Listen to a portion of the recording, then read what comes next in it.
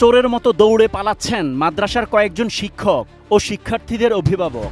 দোকানে তালা লাগিয়ে পালাচ্ছেন দুজন দোকানি। কিসের এত ভয় তাদের? পাঠাইছে কে বাইরে? শুনতে অবাক লাগলেও বাস্তব। যে দেশের শিক্ষক বর্তমান নিজেই নকল সাপ্লাই দেয় টাকার বিনিময়ে, সেটা আর কোনো দেশ নয়, আমাদের বাংলাদেশ।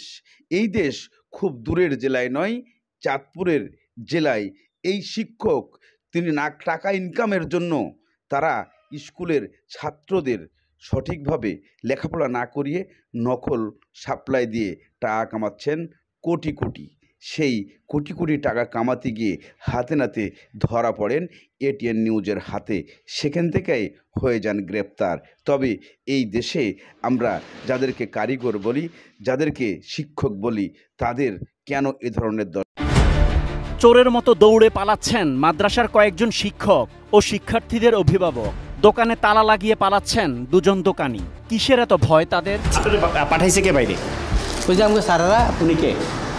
শিক্ষকরা ওর সাথে জড়িত। এই তথ্যগুলো আসলে আপনারা কখনো পেয়েছেন কিনা বা কেউ দিয়েছে কিনা আপনাদের? 2 বছরের জেলা পাস। তারা চিন্তা করে আমি পরীক্ষার হলে গেলে তো আমি দেখে দেখে লিখতে পারবো, আমি কেন করব? সবগুলো পরীক্ষা ভয়ঙ্কর ভাবে হচ্ছে। এটিএন নিউজের কাছে অভিযোগ আসে, চাঁদপুরের মতলব দক্ষিণ উপজেলার একটি পরীক্ষা কেন্দ্রে চলছে নকলের মহা উৎসব। ভালো ফলাফলের লোভে নকল সরবরাহ করে ছাত্রছাত্রীদের ভবিষ্যৎ নষ্ট করছে বেশ কিছু বাবা মাও। কুরআন হাদিস সহ প্রায় সব বিষয়ে নকল করে পরীক্ষা দেয় এই কেন্দ্রের বেশিরভাগ শিক্ষার্থী। অভিযোগের সত্যতা যাচাই করতে গণিত বিষয়ে পরীক্ষার দিন ঘিলাতলি সামাদিয়া কামিল মাদ্রাসা কেন্দ্রে নজর রাখে এটিএন নিউজ টিম। এই মাসে একটা লোক বের হয়েছে, শিক্ষক। হ্যাঁ, ফটোকপি দোকানে ঢুকতে দেখলাম। এই ফটোকপি দোকানটা কোন দিকে? কেন্দ্রের সামনেই। তথ্যের সূত্র ধরে ফটোকপির দোকানে গিয়ে পরীক্ষা চলাকালীন সময়ে প্রশ্ন এবং উত্তর সহ পাওয়া যায় কয়েকজন শিক্ষক ও অভিভাবককে। সাংবাদিকের উপস্থিতি টের পেয়ে দৌড়ে পালান তারা। তালা লাগিয়ে সটকে যান দোকানের মালিকও।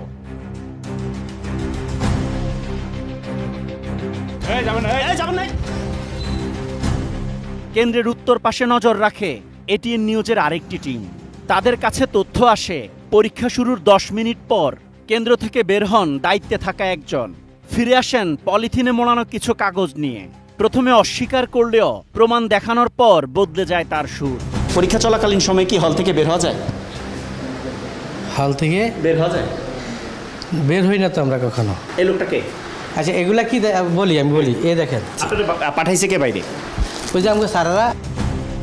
প্রশ্ন ফাঁস করে নকল সরবরাহ এবং অফিস সহকারী বেআইনিভাবে কেন্দ্র থেকে বের হওয়ার প্রমাণ দেখানোর পরেও মাদ্রাসার অধ্যক্ষের দাবি সুষ্ঠুভাবে পরীক্ষা হচ্ছে এই কেন্দ্রে। এখানে পরীক্ষা কেমন চলছে? আমার দৃষ্টিতে তো ভালো চলছে। এই লোকটা কে? উনি কে? তো আমাদের অফিস সহকারী। অফিস সহকারী পরীক্ষার 10 মিনিটের মাথায় পরীক্ষার হল থেকে কিভাবে বেরোলো? আপনার কেন্দ্র থেকে প্রশ্ন আউট হয়ে সে প্রশ্ন ফটোকপি করে উত্তর হচ্ছে, এটা তো কোনোভাবেই তো গ্রহণ করা যায় না। পরীক্ষার নীতি বা বিধির সম্পূর্ণ লঙ্ঘন। অবশ্যই। আপনাদের চোখে কি এগুলো পড়ে? না, আপনি তো বলছেন আপনি বাইরের থেকে একটু আমার সাথে চলেন, এরপরে আপনার। আমি ঢাকা থেকে এসে আমার চোখে পড়লো, আপনি কেন্দ্রে বসে চোখে পড়লো না। পরীক্ষায় অনিয়মের তথ্য পেয়ে কেন্দ্রে আসেন মতলব দক্ষিণ উপজেলা নির্বাহী অফিসার। আপনাকে বাইরে যেতে বলছে কে? কে বাইরে বলছে? আপনার বাইরে যেতে বলছে কে? কে করেন? পূর্বরিদ্ধ আমি আপনার জেল 2টা বাইরে যায়। অফিস সহকারী গ্রাফ পেপার আনতে কেন্দ্র থেকে বের হওয়ার কথা জানালেও অধ্যক্ষের দাবি কেন্দ্রেই ছিল গ্রাফ পেপার। তাহলে পরীক্ষা চলাকালীন সময়ে প্রায় 2 কিলোমিটার দূরে কেন গিয়েছেন তিনি? এই প্রশ্নের উত্তর দেননি কেউই।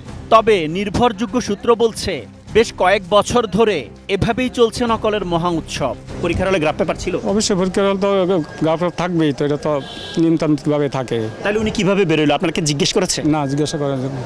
তাহলে কি শুধু কি গ্রাফ পেপার জন্যই বেরিয়েছে নাকি অন্য কোনো উদ্দেশ্য ছিল? কি প্রমাণ হয়? তো এখান থেকে ঢুকছে 10 মিনিট পরে। হ্যাঁ, আমি এখান থেকে বাইরে গেলাম যে আপনি কই গেছেন, কেন গেলেন বাইরে?